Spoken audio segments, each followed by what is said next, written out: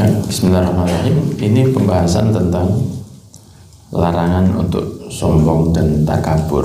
Dan itu sudah pasti haram ya. Jadi sombong itu hukumnya haram. Ada beberapa sifat Allah itu yang baik kalau kita tiru. Sifat Allah itu baik kalau kita tiru. Jadi bukan zatnya tapi sifatnya, seperti memaafkan. Itu baik. Dan siapa yang memaafkan manusia yang berbuat salah kepada kita, maka Allah akan memaafkan dosa-dosa kita. Itu bagus. Allah punya sifat dermawan, loman bahasa Jawanya. Allah itu loman. Tidak hitungan kalau memberi. Iya kan? Tidak hitungan kalau memberi. Nah, kita boleh bersifat loman. Itu baik, sifat loman. Kemudian rahmat, sayang. Allah itu rahmat kepada hamba-hambanya. Satu rahmatnya Allah diturunkan di bumi cukup untuk kasih sayang sampai datangnya hari kiamat. Yang 99 rahmatnya ditaruh di akhirat untuk ngampuni hamba-hambanya yang penuh dosa. Begitu. Lah kita bagus kalau punya sifat rahmat. Ya kan? Bersifat yang ditunjukkan oleh Allah. Sifat-sifat itu bagaimana caranya kalau versi manusia itu dengan mengikuti Nabi Muhammad SAW.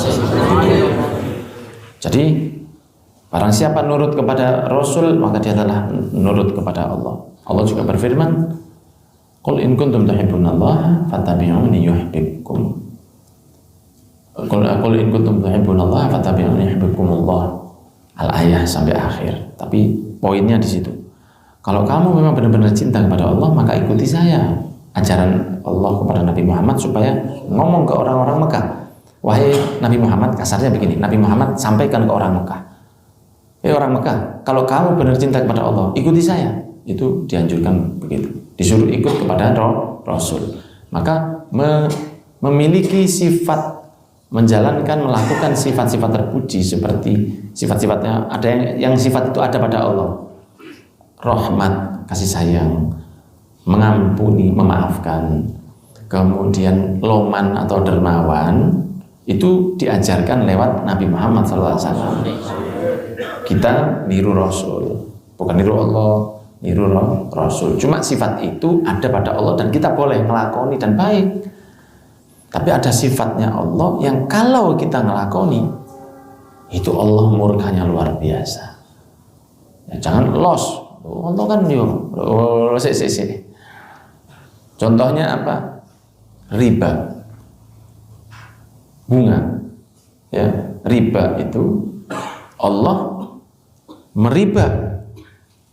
Dalam ayatnya Allah berfirman, yamhaqullahu riba wa yurbis shadaqah. Allah itu akan menghancurkan riba dan akan meribakan sedekah. Begitu kan? Allah kan kalau jenengan sedekah 1.000, catatannya bukan 1.000, tapi diberi bunga oleh Allah jadi 10.000, kan begitu. Satu amal sedekah 10, itu apa namanya kalau bukan riba? Boleh kalau dari Allah. Bisa sampai 70 kata Nabi Muhammad. Bisa sampai 700. Bisa sampai tidak terhitung, padahal amalnya cuma 1. Itu riba, tapi yang ngeriba cuman boleh. Riba dari Allah. Riba dari Allah. Boleh. Hati-hati loh Pak. Ya, riba dari Gusti Allah itu boleh. Misalnya kita amal sedikit sekali amal kita, toto dibalas surga, ya itu riba namanya. Ya, tapi riba dari Allah boleh. Dimuaikan, dilipat gandakan itu boleh. Tapi kalau manusia melipat gandakan utang orang kepadanya, haram, murka Allah dan ditantang perang. Sampai dikatakan fa'adzanu biharbin minallahi wa rasulih, siap-siaplah kamu perang sama Allah dan Rasulnya. Begitu. Loh, tapi kan di satu sisi Allah punya sifat yang kalau kita lakukan dengan cara lewat Rasul itu kan baik. Ya, seperti juga memuji Nabi. Allah kan memuji Rasul. Kita memuji Rasul. Ya, jauh antara pujian kita sama pujian Allah. Tapi orang memuji Rasul itu bukan sesuatu yang salah. Tapi bunga, riba, Allah tidak senang. Termasuk sombong. Ini sifatnya Allah. Innani anallah la ilaha illa ana. Sesungguhnya saya Allah, tidak ada Tuhan kecuali saya. Allah pantas begitu. Allah dimensinya beda antara dimensi makhluk seperti kita dengan dimensi Khalik, beda. Jadi tidak bisa disamakan. Ini Khalik, ini Allah. Jadi tidak bisa kita memakhlukkan Khalik, itu tidak bisa. Tidak bisa karena beda. Sehingga Allah itu boleh sombong. Allah boleh sombong. Maliki yaumiddin.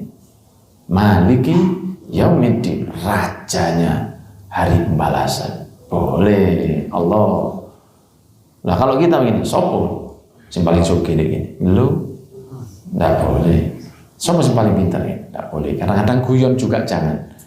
Jenengan anaknya kok ranking 1 Pak, bapaknya sopo? Bapaknya nggak sekolah, bapaknya ben nggak munggah. Anaknya sopo? Bapaknya ben nggak munggah. Walaupun lah iya, pede. Walaupun guyon itu sebaiknya jangan. Kalau misalnya dipuji, Pak, Masya Allah anak jenengan kok bisa ranking 0 begitu. Sudah jeduk 1 itu saya naik lagi 0. Alhamdulillah ya, semua itu dari Allah dan semoga manfaat. Begitu. Semoga manfaat ilmunya. Dia ranking tidak mesti manfaat. Tidak mesti manfaat. Dulu zamannya para ulama Imam Syafi'i itu tidak ada juara 1, tidak ada begitu. Sekarang ranking 3 dari madrasah, tidak ada begitu. Tidak ada. Juara harapan 3, waduh juara, berarti juara 6 itu kan. Tidak ada dulu, tidak ada. Nah, tidak dipuji. Sehingga ketika dipuji dia tidak mengembalikan, tidak sombong. Allah Subhanahu wa taala berfirman di sini surat Al-Qasas 83. Sesungguhnya kampung ya. Dar itu seperti kampung begitu. Atau negeri atau satu negeri boleh dikatakan ini. Tilka darul akhirah, nanti itu darul akhirah, negeri akhirat itu atau kampung akhirat itu. Tapi bukan, jangan dibayangkan kampung dunia ya. Kampung itu lebih pas, kampung akhirat. Tapi bukan kampung yang di sini. Kampung lah kadang-kadang ada tong sampahnya, tidak ada lain, cuma bahasanya saja. Negeri atau kampung akhirat itu kata Allah kita jadikan untuk mereka yang tidak ingin meninggi di dunia dan tidak ingin untuk membuat kerusakan. Dan akibat yang baik itu adalah apa? Bagi orang yang bertakwa. Al-aqibah di sini di dalam tafsirnya adalah husnul khotimahnya, akhirnya yang baik itu bagi orang-orang yang bertakwa. Bukan gini, kok akibatnya kepada akibat. Kalau kita kan akibat itu biasanya agak konotasinya sedikit negatif kalau bahasa Indonesia. Ya toh, sebab ada akibat.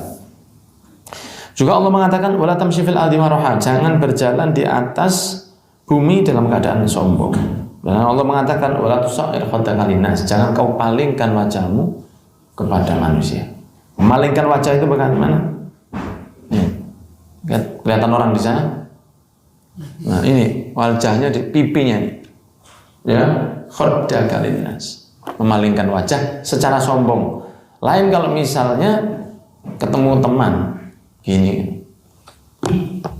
Sampai kok sombong? Anu Pak, salah bantal saya. Kalau salah bantal ya saya akan. Tapi kalau dia begini, ada kan begitu, sombong. Ada banyak. Termasuk walaupun tidak begini, tapi kalau kelihatan teman, tidak mau nyopo dulu, tidak mau menyapa dulu kalau tidak disapa. Itu banyak, itu penyakit banyak begitu. Acara begini, kalau sudah ketemu, terus dia pura-pura tidak kelihatan dulu, karena tidak disapa. Begitu disapa, wah, insya Allah. Aduh, greget namanya orang begitu. Kenapa? Karena Rasul itu selalu mendahului sahabatnya untuk menyapa. Sampai wafatnya tidak ada satupun sahabat yang bisa mendahului Rasul untuk nyapa. Kalau berpapasan begini, kalau berpapasan jalan misalnya belok, ketemu Rasul, pasti Rasul dulu assalamualaikum. Bahkan dari belakang kadang-kadang. Sahabatnya jalan, tidak tahu kalau di belakang Rasul assalamualaikum, disapa sama Rasul. Padahal yang disapa tidak tahu kalau di belakang. Sampai segitunya, saking rendah hati tawadhu. Ya, jadi nyopo dulu itu baik, gitu. Jangan berjalan di atas bumi dengan kesombongan. Bukan berjalan maksudnya jalan ya. Ya jalan, ya naik mobil, ya berlaku, ya ketemu orang. Bukan ini hanya jalan saja. Lah kalau naik mobil boleh sombong, kan jalan ini. Tamshi. Kalau jalan sombong tak boleh. Kalau naik mobil sombong boleh. Ya tidak. Jangan kamu jadi orang sombong di atas bumi itu. Kesimpulannya di atas mobilmu, di atas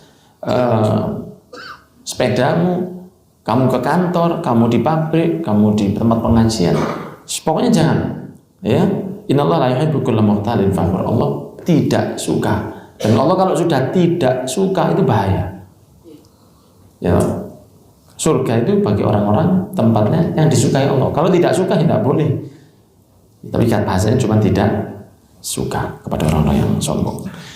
Kemudian juga di surat Al-Qasas ya, ini disebutkan inna Qarun, sesungguhnya Qarun itu sepupunya Nabi Musa. Ya, Qarun itu termasuk min qaumi Musa, diriwayatkan sepupunya.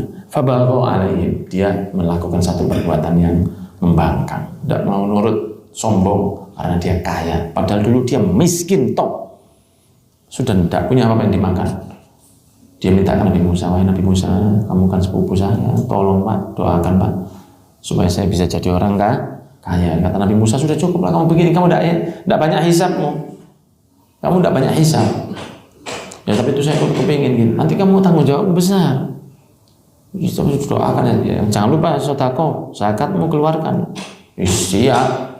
Didoakan oleh Nabi Musa. Langsung punya kekayaan yang luar biasa dan punya kekayaan, punya ilmu bisa merubah pasir jadi emas. Punya formulanya deh. Pasir, Pak. Nah ini urip di Mesir. Pasir doa.